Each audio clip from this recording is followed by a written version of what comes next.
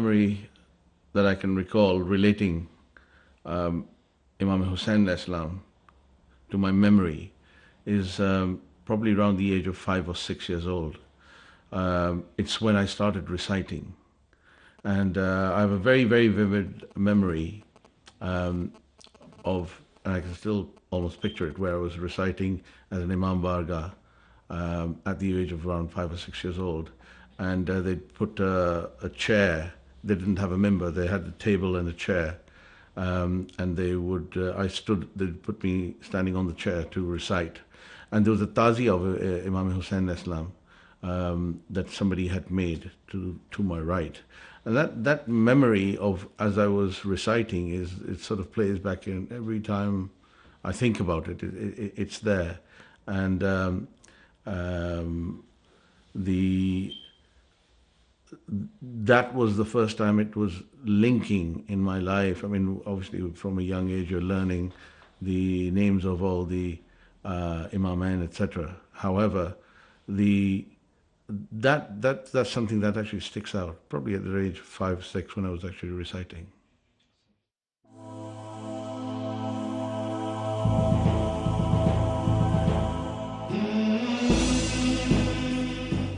Alhamdulillah, my first memory of Imam Hussain was when my parents used to take me to mosque during Muharram especially, and I used to sort of wonder why at that time people were wearing black and all the rest. My earliest memory is when I was 12 years old and I was taken to the Hussainiyas. It is the first time I remembered the majalis and remember the pain and suffering of a person, a personality in Islam named Imam Hussain. I remember 8 or 9 years old.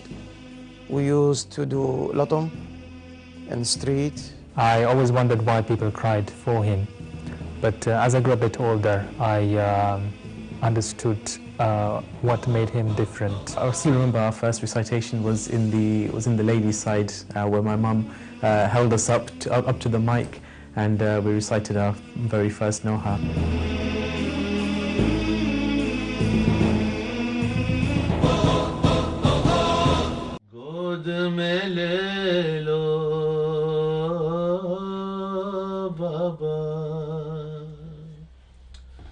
एक बार और मुझे गोद में ले लो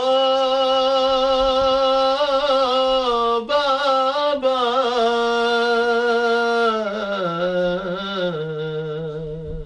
okay that it's just constantly going up. That's the thing that you have to maintain. Don't come down. Don't have to go.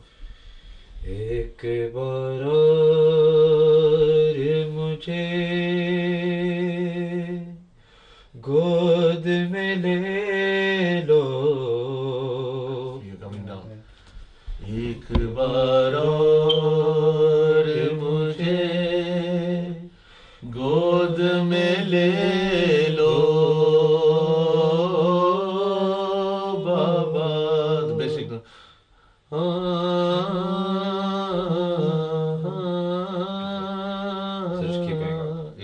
I was born in Pakistan, but I came to the UK when I was about 3 years old, 2.5, 3 years old. This is back in 1963, 1964, and I came over with my mother. My father was already in the UK at that time, and it's a very different environment in those days. Clearly, there's very, very few Asians around. What Asians there were, Indians, Pakistanis, they were in the north of England where I was. I grew up in Bradford. There were mainly working class people working in factories, mills, etc. There were no Imam Bargas at all, no mosque, nothing. And I grew up, my background is from a family which is very religious. My mother is Zakira herself, she's a reciter. My aunt, she was a reciter. Nohas, Majalis, etc. And my grandmother was an alima. She recited Majalis, and she even was a published author as far as Islamic books are concerned. So also my grandfather on my mother's side was a Soz Khan. which is a reciter of a very traditional style recitation, which you find the roots of which in old India from 200-300 years ago. So that's my background. I came from a very religious, I would say, thankfully, religiously enlightened family, but very deep roots within Azadari. It was the times were very, very different. You hear about this, I'm sure that you know about the 60s, generally how things were. But religiously, as I said, that there was nothing, there was no Imam Bargas, there was no masajid, etc. And the first Imam Barga came about in 1966 in Bradford, which I believe is probably one of the oldest dedicated Imam Bargas. It was called Hedri, Anjuman-e Hedriya in Southfield Square in Bradford. That Imam Barga still is running, although I think they've moved to new premises. But that came about in 1966, and from the age of 64, from 1964 to through 66, 67, 68, I have memories where my family were involved in very heavily. It was my mother actually who set up the notion of having an Imam Barga. In 1964, she put an ad out to people to ask if there's any Shias around, and 5 people answered to the ad. And what we believe is, certainly in Bradford, was the first Muharram was at our house where 5 people turned up, and we put a curtain up in the middle of the lounge, and we had a majlis. So I have very vivid memories of that, and hence I started reciting at a very young age. It was part and parcel of my upbringing. There weren't many facilities, and though my mother and father tried to teach me the language, Urdu being our heritage language, there weren't any formal Sunday schools or Saturday schools or madrasas and so on and so forth.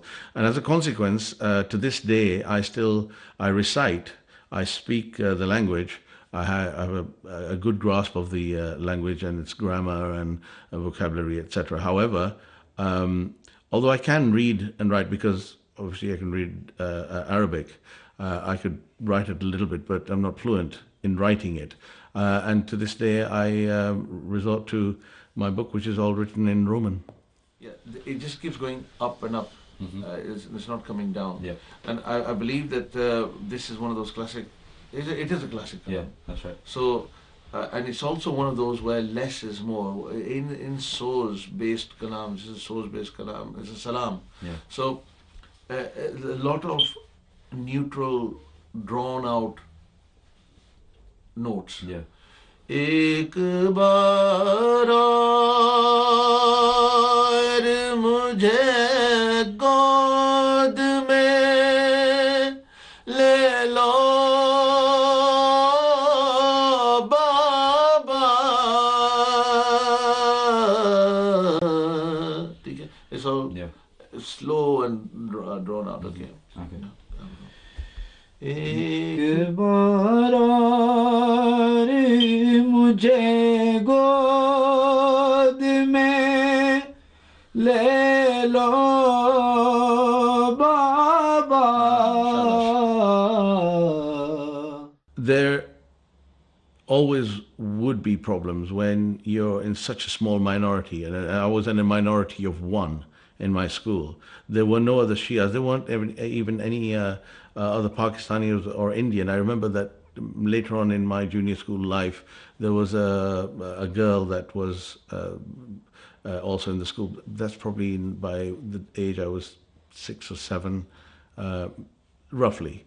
So we didn't have any. There was no issues about Shia and Sunni. The issue was you were Asian and in the white host communities. What my mother and father were trying to do was to keep me on the right path and stay me away from those things which are against our Sharia, etc. And they felt that the best way of doing this was to instill Azadari and the love of Imam Hussain alayhi salam into their children, which they did.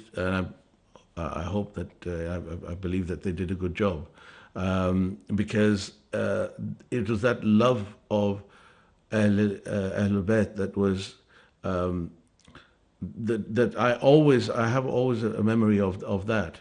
I mean, my mother was a bit of a what can I say, taskmaster when it came to things. I remember when I was very young, I was about 3 or 4 years old, and she would teach me the names of the Imam, and I would remember she'd teach me the first six, and then she'd teach me the next six, and by the time I learnt the latter six, I would forget the first ones, and she used to get really annoyed about that because she felt so passionately about it. That passion has come through within my brothers and myself as well. And it steered me through school. It steered me through, especially when you get to the age of adolescence and when you're conscious of what's going around you and what other people think of you. Through those years, it was definitely that love of the Ahl Bayt that remained with me and inside me that kept me on the, shall we say, straight and narrow. एक बार और मुझे गोद में ले लो बाबा, एक बार और मुझे गोद में ले लो बाबा, एक बार और मुझे गोद में ले लो बाबा. Very simple. Yeah, to come down. Yeah, you can do, but as long as you keep it fairly simple and you come down. Mujhe, pronunciation. Mujhe. Yeah, that's really. And of course, key thing in any of salam, you have to keep it. The pronunciation you can't, because it's so slow. It sticks out like a sore thumb. As far as teaching is concerned, it's something that is a great passion for me. Just as much as reciting itself, I would like to pass on what knowledge has been given to me. Recitation within the Urdu style of recitation, particularly to Soz and Salam. One, it's Soz and Salam and Marsiya, the traditional method of it is somewhat diminishing, and I would like to keep it still within, I would like to do whatever I can to promote it. But teaching children, I want to pass on what I've learned from my parents and what I've picked up from other great reciters. It's an ibadat that is, it is, to say it's not more important. You can't say it's not a case of it's more important than namaz or anything like that. No, namaz is my farz, but this is my passion. And when I teach the kids and when they're learning, the sense of gratification is immense when those children learn something and they're able to do something which they weren't able to do a couple of weeks ago. And I teach all sorts of, from young children to seniors as well. And I'm really grateful to the Yad group at Stanmore for giving me that opportunity.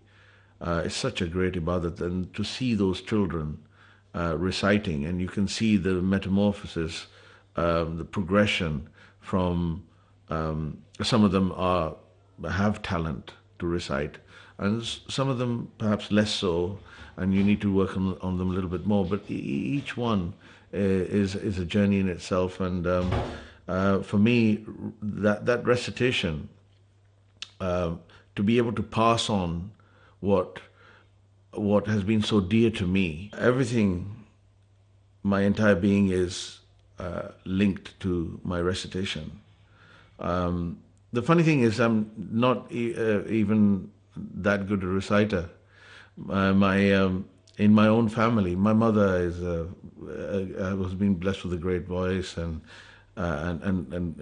she's truly a excellent reciter. She's revered. My younger brother is an excellent reciter, much better than I have. Been blessed with a great voice.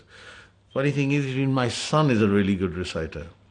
But the not having any great talent for recitation, but the reputation that I have, and that have been granted, and the izzat I have been granted, respect, all comes from this fazl karam of the zikr Ahl Bayt. It's all down to that. And I'm not saying this because I'm on an interview here. I genuinely, as our Ashur Khana is in there, as witness of those alams in there, I think to myself that how little I am in those words of like Dua Kumail and various other duas, that how many cloaks over my sins has the Almighty put to hide all my badness, that people regard me as a Zakaria Ahl Bayt. I mean, what could be a higher accolade than that? And wherever I go, people refer to me, Sohail. Which Sohail? Oh, the reciter Sohail Chohan. The reciter Zakaria Ahl Bayt. What could you have more than that? I don't want to be remembered as as an architect or a project manager or a businessman or anything. No. All I want from me, that is the highest degree, qualification, more than a PhD or anything would ever grant me, to be known after me. He was Zakaria Ahl Bayt. The beauty of these kalams are, these are the kalams of that will they don't date. They're evergreen kalam. Yeah. And the Masaib is fantastic.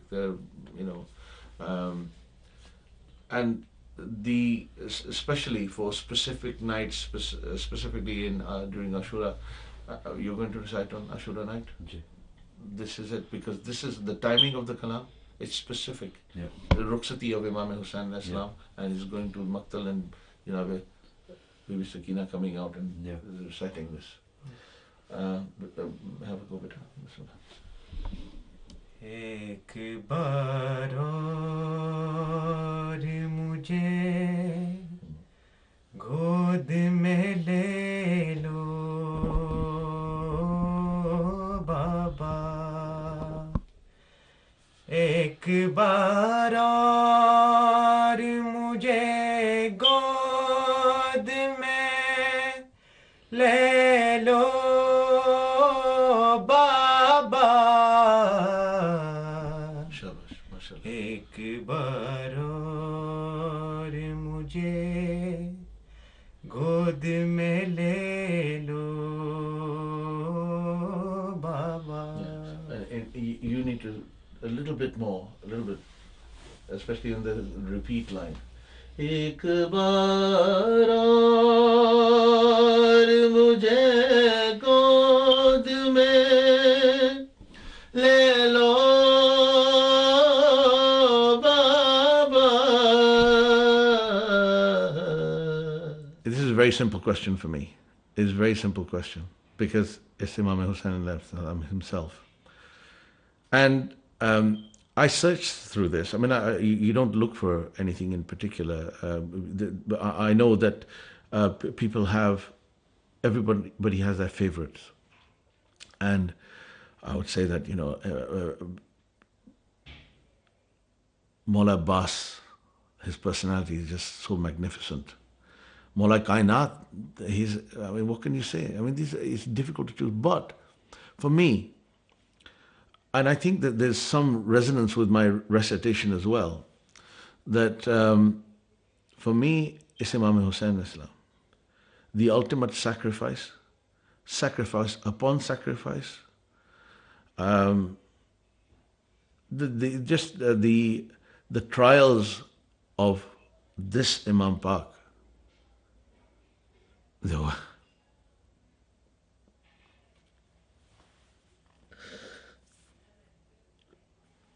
they were unequaled.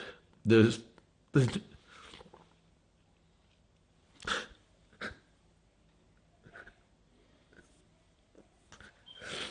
there's nobody like Imam Hussain. There's nobody. When even when Janab Hur came and stopped the Qafila, and even Ghazi Alamdar, Mullah Abbas, put his hand on his sword.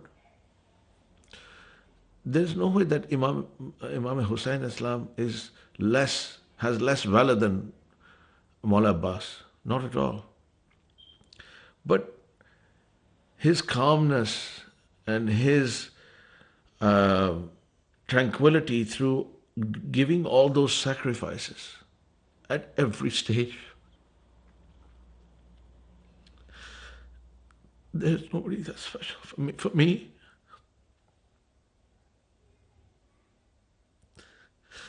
Imam Hussain is everything for me.